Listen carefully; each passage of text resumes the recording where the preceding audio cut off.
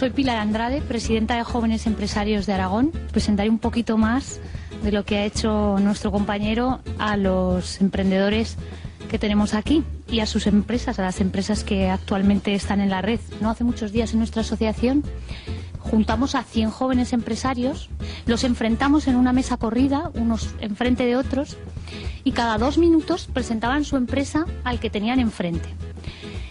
2 minutos cada uno y cambiaban de silla. Cuando diseñamos la jornada estuvimos haciendo fórmulas matemáticas de cómo hacer que luego no se encontraran, pero nos dimos cuenta que era mucho más sencillo que decir, primero se movían de un lado y después se movían de otro y en ningún momento coincidían a lo largo de las 4 horas que estuvieron presentando su empresa a otros empresarios que a la vez presentaban sus empresas.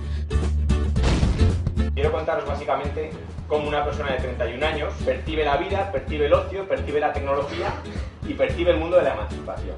Yo no vengo a daros ninguna teoría concreta, mi objetivo es que de aquí salgáis con dudas e incluso generar un poco de polémica. ¿Cómo era nuestra vida hace más o menos 15 o 20 años? Internet era un desconocido.